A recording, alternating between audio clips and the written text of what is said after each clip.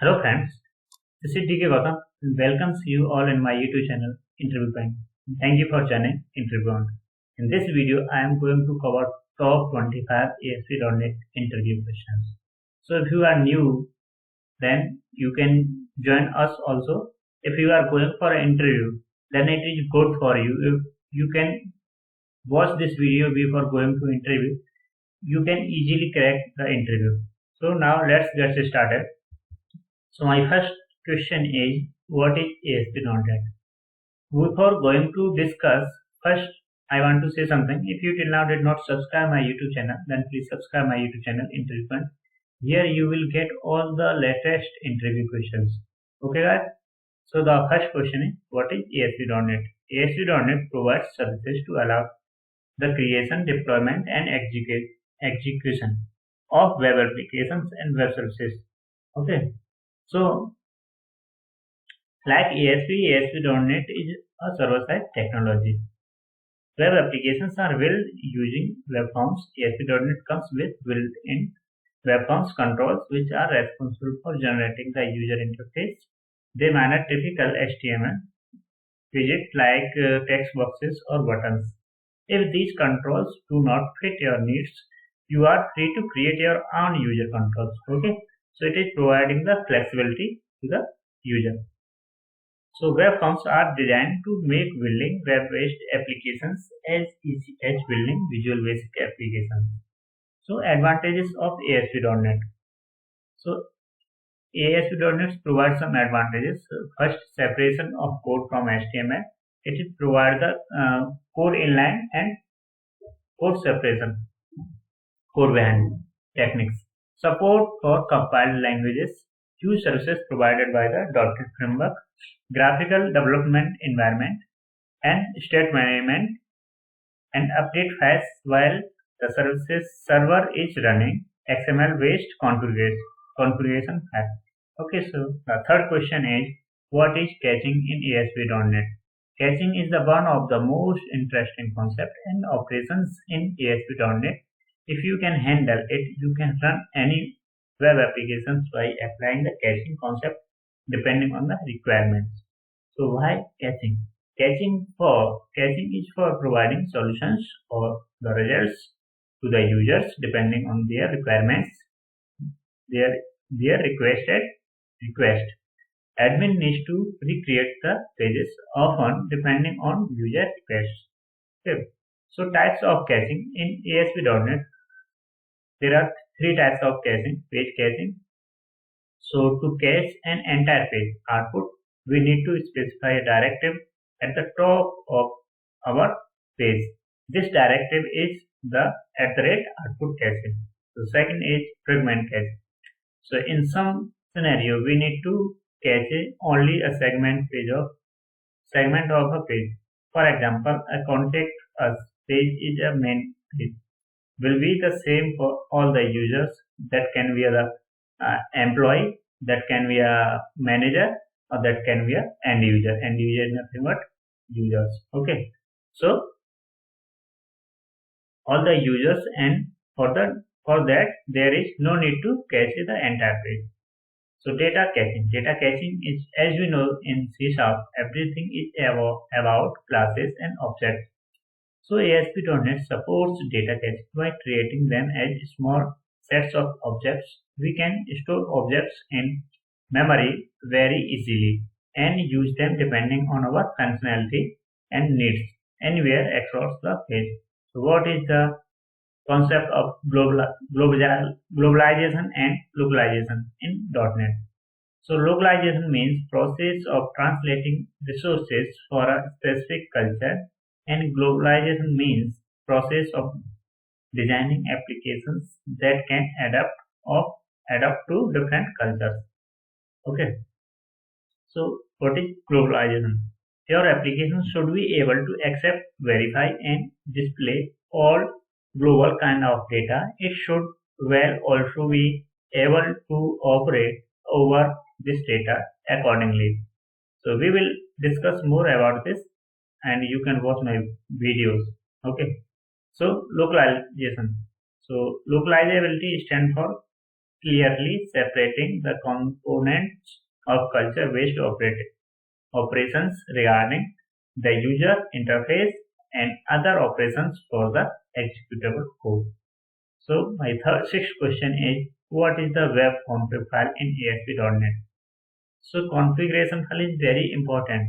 Okay, so configuration file is used to manage various settings that define a website.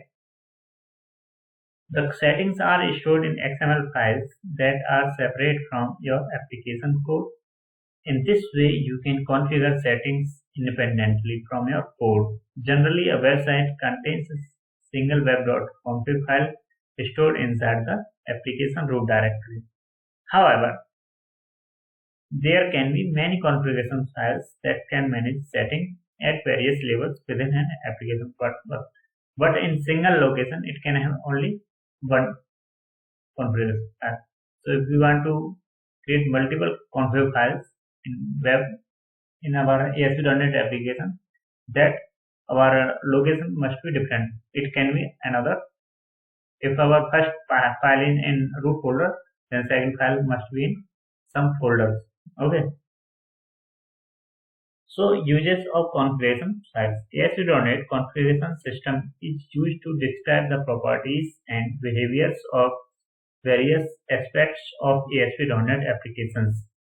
Configuration files helps you to manage the settings related to your website. Each file is an XML file that contains a set of configuration file elements.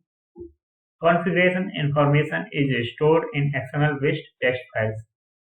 So the seventh question is, what is query string in ASP.NET? A query string is a collection of characters input to a computer or web browser. A query string is helpful when we want to transfer a value from one page to another. When we need to pass content between the HTML pages or ASPX page web forms in the context of ASP.NET, a query string is easy to use, and the query string follows separating characters, usually a question mark. It is basically used for identifying data appearing after this separating symbol. A query string collections is used to retrieve the various values in the HTTP query strings. If we want to transfer a large amount of data value, then we can't use the request query string. Okay, query strings are also generated by form submission or can be used by a user typing a query into the address bar of the browser. Okay, eighth question is advantages and disadvantages of query string. So some advantages are there. So simple to implement, easy to get information from query string, used to send or read cross domains from different domains. So disadvantages: human readable, planned browser limit on URLM. So cross paging functionality makes it redundant, easily modifiable by end users. So these are the disadvantages. Ninth question is, what are the major events in global.aspx? The global.aspx file, which is derived from the HTTP application class, maintains a pool of HTTP application objects and assigns them to applications as needed. The global.aspx file contains the following events: application underscore init, application underscore disclosed, application underscore error, application underscore start, application underscore end, and application underscore begin square.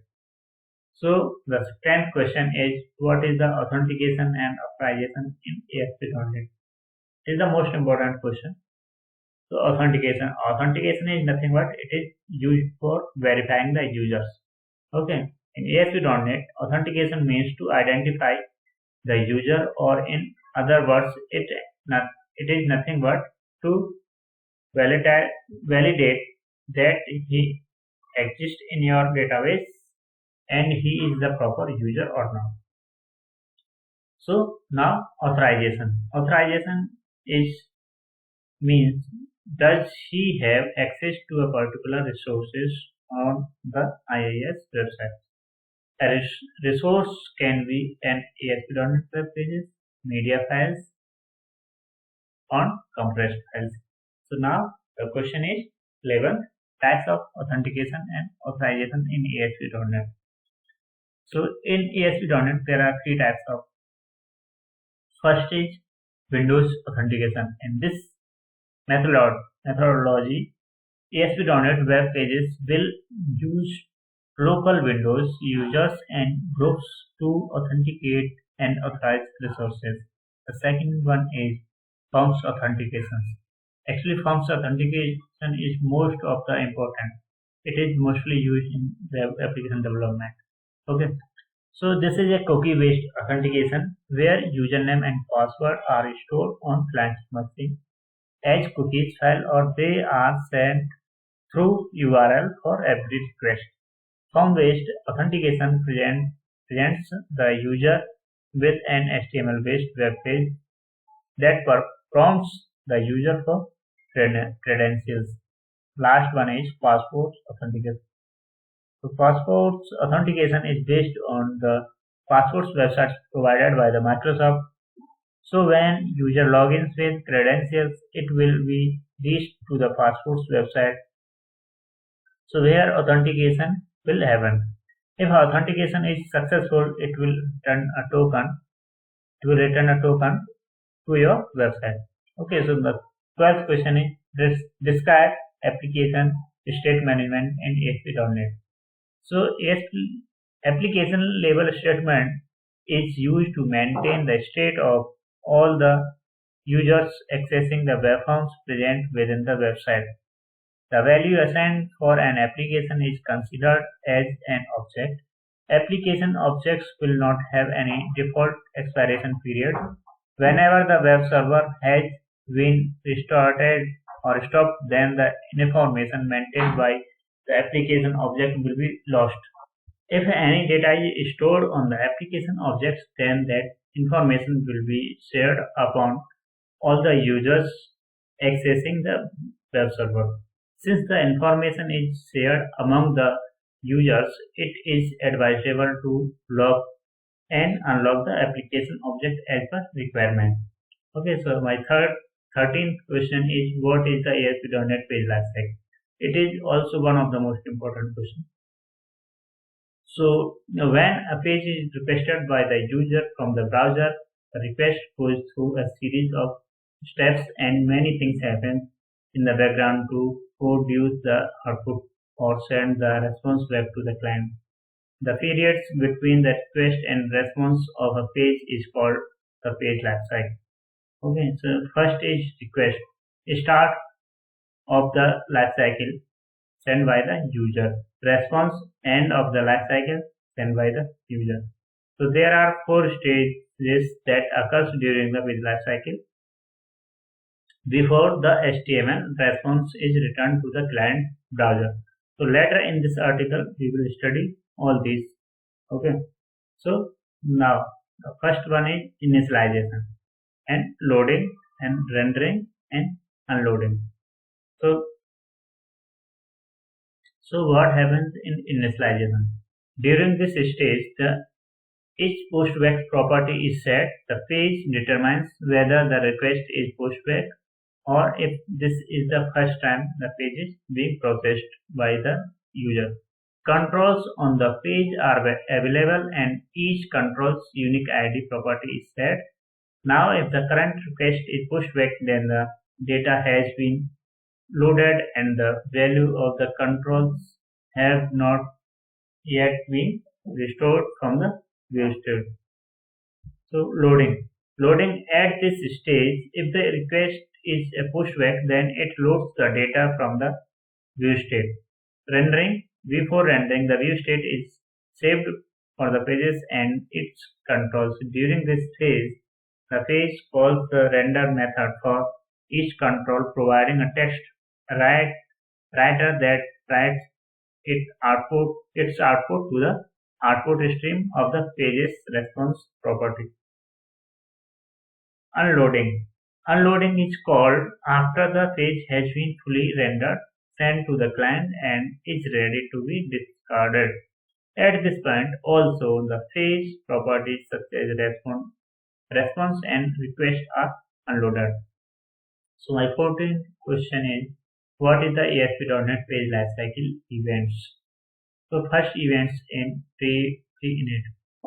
In this event, pre-init is the first event in page lifecycle. It checks the is pushed back property and determines whether the page is pushed back. It sets the themes and master pages, creates dynamically controls and gets and sets profile property values. These events can be handled by overloading the on pre-init method or creating a page underscore pre-init handler. So init events initializes the control property and the control tree is built. These events can be handled by overloading the onInit method or creating a page underscore init handler. So the third one is init complete. Init complete event allows tracking of view state. All the controls turn on view state tracking. The load view state. Load view state event allows loading view states information into the controls.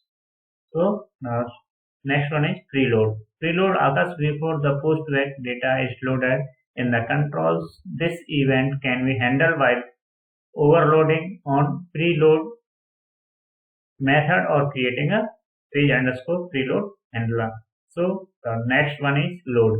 The load event is raised for the page first and then recursively for all child class controls. The controls in the control tree are created. This event can be handled by overloading the onload method or creating a page underscore load handler. So next one is load complete. The loading process is completed. Control event handlers are run and page validation takes place. This event can be handled by overloading the onload complete method or creating a page underscore load complete handler. Pre-render. The pre-render event occurs just before the output is rendered. By handling this event, pages and controls can perform any updates before the output is rendered. Pre-render complete. As the pre-render event is recursively fired for all child controls, this event ensures that compilation of the pre-rendering is okay. So next one is save state complete. In this state of controls on the page is saved. Personalization, controls state and view state information is saved. The HTML markup is generated. This stage can be handled by overriding the render method or creating a page render handler. So the last one is unload. The unload phase is the last phase of the page lifecycle. It raises the unload event for all controls recursively and lastly for page itself. Final cleanup is done and all resources and references such as database connections are freed. This event can be handled by modifying the onload method or creating a page underscore unload handler. My 15th question is, what is the difference between session and caching? The first main difference between session and caching is a session is pre-user based, but caching is not pre-user based. So what does that mean? Session data is stored at the user level, but caching data is stored at the application level and saved by the all users. It means that it is simply session data that will be different for the various users for all the various users. Sessions memory will be allocated differently on the server, but for the caching only one memory will be allocated on the server, and if one user modifies the data of the cache for all, the user data will be modified. My next question is, what is the difference between server.transfer and response.redirect. So both response.redirect and server.transfer method are used to transfer a user from one page to another web page. Both methods are used for the same purpose, but still there are some differences as follows. The response.redirect method redirects a request to a new URL and specifies the new URL, while the server.transfer method for the current request terminates execution of the current page and starts execution of a new page using the specified URL path of the page. Both response.redirect and server.transfer has same syntax like response.redirect in the bracket userdetail.aspx, the server.transfer in the bracket userdetails.aspx. So syntax is same. So the next question is, what is the cross-page posting in ASP.NET? So ASP.NET 1.1 provides for web forms posting back only to themselves. In many situations, the solution requires posting to a different web page. The tradition work around alternatives were to use response redirect and or server.transfer to move to a different page and simulate cross-page post-back behavior. ASP.NET 2.0 provides a feature known as cross-page post-back for a web form to post back to a different web form. So my next question is, what is master pages? So the extension of master page is .master. Master page cannot be directly accessed from the client browser. It just acts as a template for the other content pages. So in a master page, we can have content either inside content placeholder or outside it. Only content inside the content placeholder can be customized in the content page. We can have multiple masters in one web applications according to our requirement. A master page can have another master page as master to it. The content page content can be placed only inside the content tag. Controls of master page can be programmed in the master page and content page, but a content page control will never be programmed in master page. Okay. So a master page of one application cannot be used in another web application. So my question is 19. What are the different validators in ASP.NET? ASP.NET validation controls define an important role in validating the user input data. Whenever the user gives the input, it must always be validated before sending it across the various layers of an application. If we get the user input with validation, then chances are that we are sending the wrong data. So validation is good idea to do whenever we are taking input from the user. There are some following types of validations in ASP.NET. Actually, there are two types of validation in ASP.NET: client side and server side. So understand what is client side. When a validation is done on the client's browser, then it is known as client side validation, server side validation. So when validation occurs on the server side, then it is known as server side validation. My next question is, the following are the, so this is not the, it is the continuation part of the previous. So the following are the validation controls. Actually, there are 6 validation control in ASP.NET. So first is required field validator control. Second one is compare validator control. Third one is run validator control. Fourth one is regular expression validation control. Fifth one is custom field validator, and the last one is validation summary control. Okay. So my next question is, what is view state? A web application is stateless. That means that a new instance of page is created every time when we make a request to the server to get the page, and after the round trip our page has been lost immediately. So features of ViewState: stores the value of pages and controls properties defined in the pages. Creates a custom ViewState provider that lets you store ViewState information in a SQL Server database or in another data store. Retains the value of the control after pushback without using a session. Advantages of ViewState: easy to implement, no server resources are required. The ViewState is contained in a structure within the page load. Enhanced security features: it can be encoded and compressed or Unicode implementation. My next question is, what are the different session state management options available in ASP.NET? So a new instance of web pages classes is created each time the page is posted to the server. In traditional web programming, all information that is associated with the page, along with the controls on the page, would be lost with each round trip. The Microsoft ASP.NET Frameworks includes several options to help you preserve data on both a pre-page basis and an application-wide basis. These options can be broadly divided into the following two categories: client-side state management options and server-side state management options. So what is the client-side state management?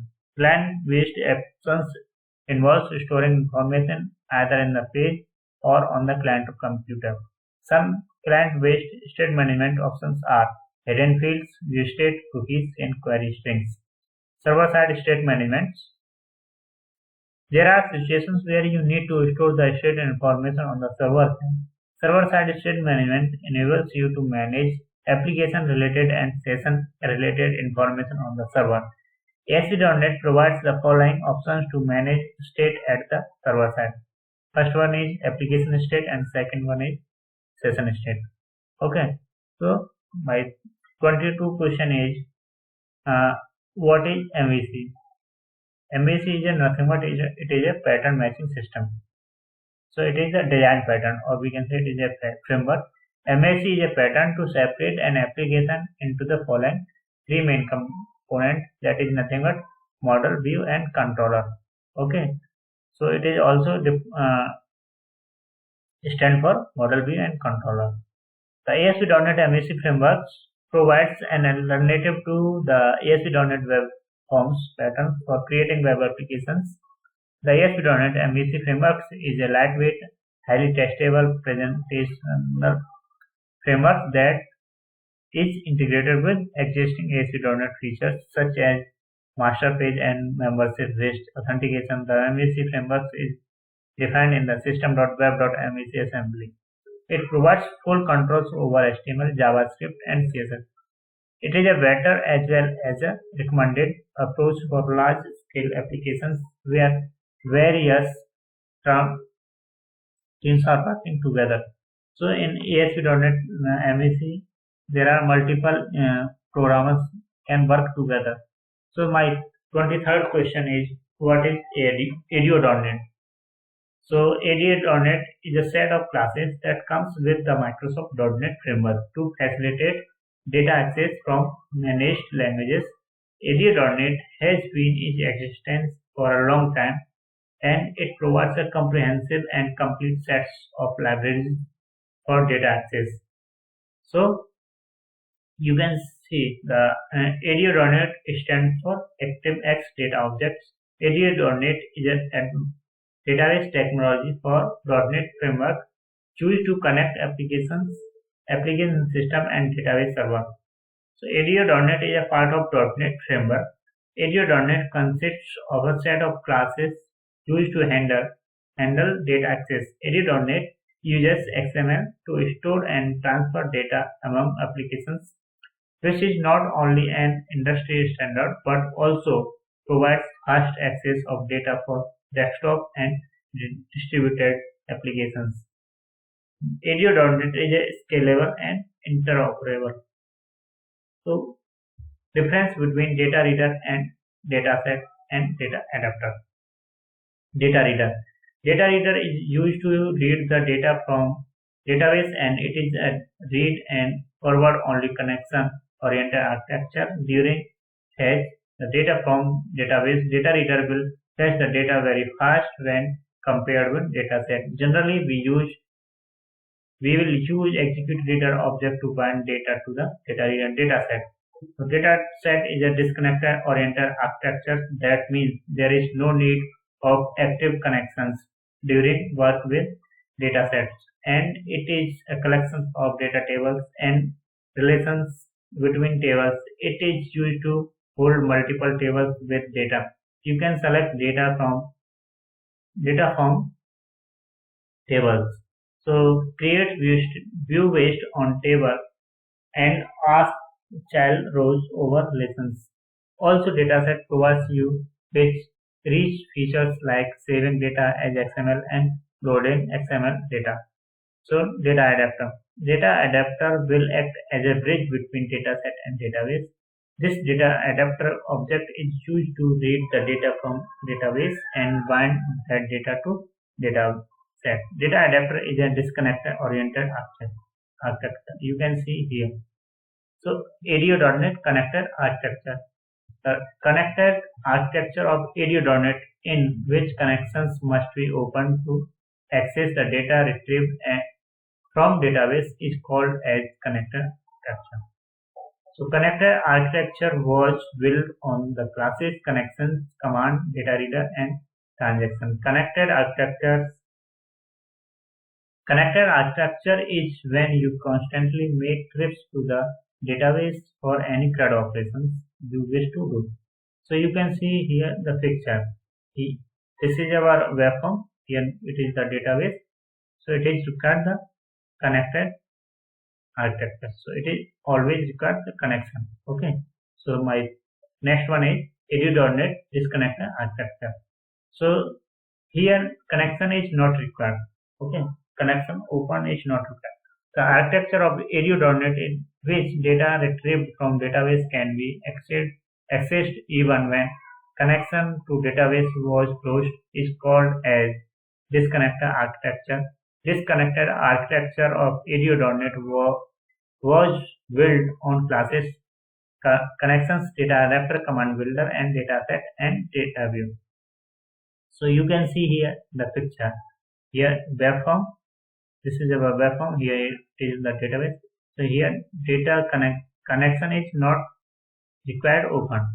So by using data adapter, it is also have dataset. So it hosts the data in dataset. So here connection is not required. So thank you for watching this video. Okay. If you have any doubts related to any questions of this video, let me know through comments below in this video. Okay. So thank you for watching. Please subscribe my YouTube channel Interview Point. You can meet us on my Facebook page, and you can, if you want interview questions and the program, you can visit my blog. Here all the codes are available. Okay. Thank you guys, and all the best.